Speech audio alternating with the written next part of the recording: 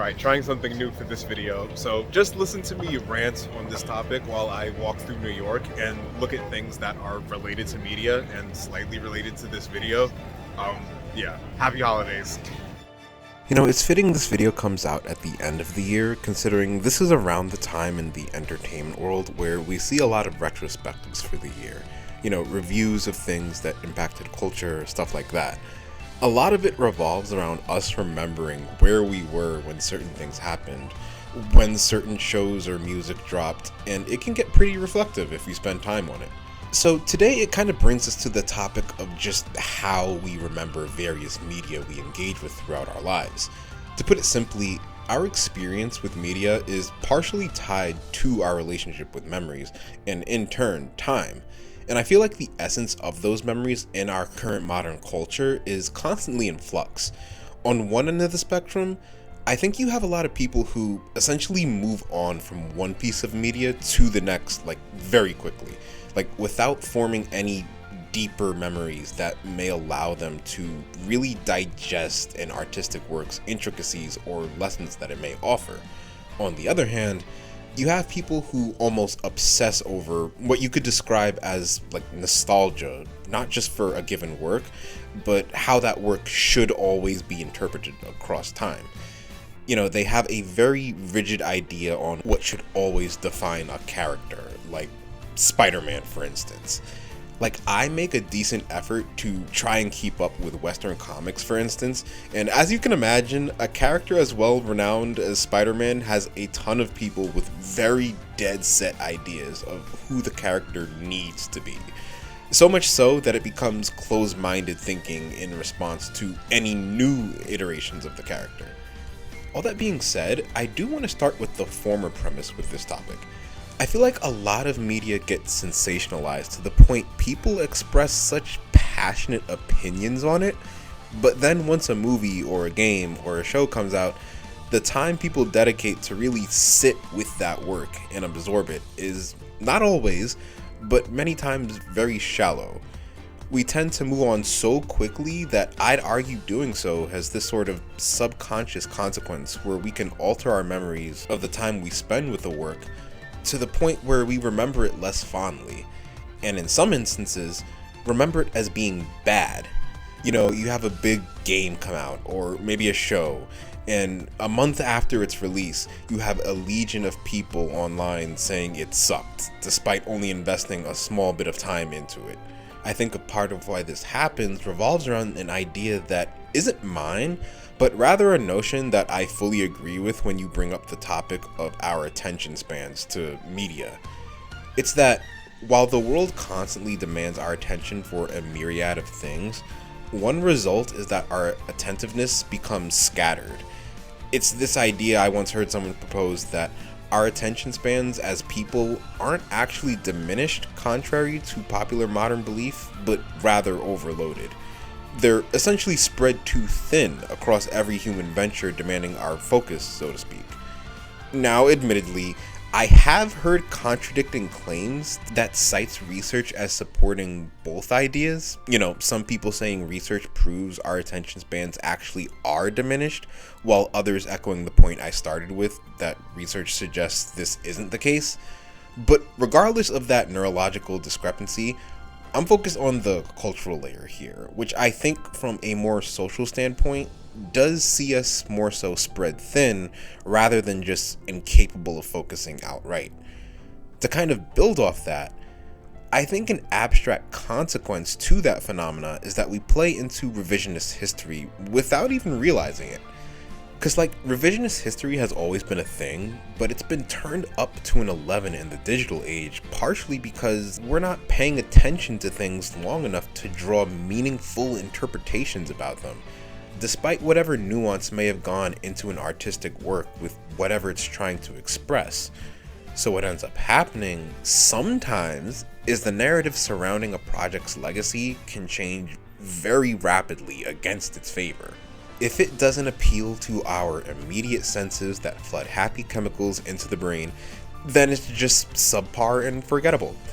And I'm not saying that to be an uptight snob with media saying oh, you need a sophisticated perception in order to appreciate XYZ. Like, I actually really hate when people say stuff like, you lack media literacy.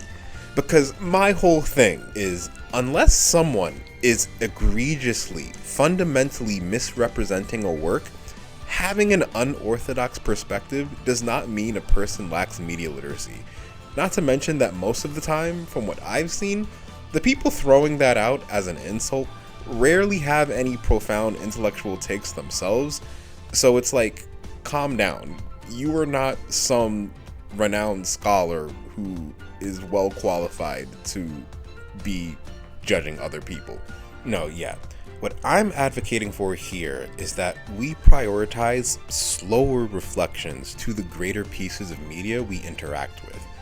I don't think this means everyone needs to sit in an armchair and deeply philosophize every work like some wise old sage, but I think having a calmer willingness to look at the intricacies of how a piece of media can exist in the lives of not just yourself, but other consumers with varied perspectives is useful.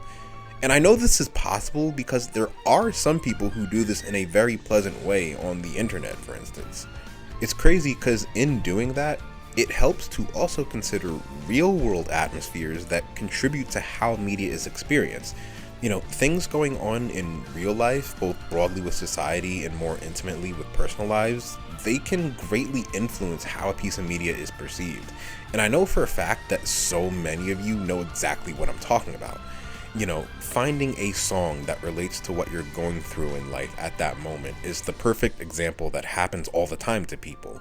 Or maybe being super inspired by a random movie that you initially slept on. That actually happened to me, like, straight up last year. I had went to Nintendo Live in Seattle with some friends in 2023. So it was like a 6-hour flight, and I wasn't even watching movies. But there was this girl who was across from me and one seat up, so I could see her share screen pretty clearly. And I saw she was watching one of Tom Hanks' movies, this movie called A Man Called Otto. And I had heard about this movie before, but I never really thought that much of it, right? So she had the movie on, and of course, I can't hear it because it's not my screen, but she has the closed captioning on. So at first, I was just glancing at it, but I low-key got invested as I'm watching the beginning of the movie. So I ended up watching this whole movie over her shoulder with closed captioning, and I was legit crying at the end of it. And I thought for sure this girl was gonna turn around and be like, "Are you crying?" But she didn't. I don't know, maybe she was crying herself or something, because the credits played for a minute. Then I saw her switch to a comedy, like, super fast. But yeah, having a personal experience, an almost whimsical memory like that, is, I think, more meaningful than just consuming media just for the sake of consuming media. Or because it's a viral popular thing you feel compelled to post about on socials and then never think about again. Sometimes it's more meaningful to just slowly reflect on the vibes of a piece of art rather than give super strict reviews of it that will end up causing needless debates in the comment sections. All that being said, we then have the other side of this grand topic, which is where, instead of shallow perceptions of media, some of us are too close-minded to flexible expressions of things. Like, there are people who are the exact opposite and essentially refuse to move on from older pieces of media. They romanticize old stories, films, games of the past as being the quote-unquote best, as being wholly superior to all media of today. Now, that's not to say that true gems of the past shouldn't get their flowers or be disrespected, but sometimes you see people unwilling to make room for any other variety in media as time goes on. There's only one set of quote-unquote good old days they'll ever acknowledge without remembering that the present day happening right now, well, it's someone else's glory days. It's someone else's childhood that will be reminisced on in the future. I'm even guilty of this myself. Like, I totally admit it. I've gone on rants about everything you can think of, from current music, shows, live action and animated, to films, and just stories being pushed today in general being subpar to what I grew up with. There's so many people who, if you ask them, will say, the stuff they push today is crap compared to my era. And don't get me wrong, sometimes it's true. There is slop out there as we speak. However, there are genuinely innovative things in today's media that you're not gonna notice if you've already decided it's all garbage. You know, it really leads to a lifetime of just missing out on things you could have resonated with. One of the things I myself try to remember is that when it comes to nostalgia, there's inevitably going to be new interpretations of characters and stories that might deviate heavily from what comforted you in the past. Just because you might not jive with what's modern doesn't mean it's objectively bad, you know? At some point, the collective makeup of the people who are writing these stories, developing these games, shooting these movies, producing music, it will change. People who are in charge of creating our beloved masterpieces will retire and pass the torch to someone else who may have their own way of doing things. Maybe this is all obvious, but I feel like people today will slide up and down the spectrum of having frail attachments to media and being too attached to media. On any given day, you can find contradicting opinions on whatever is making headlines for better or worse.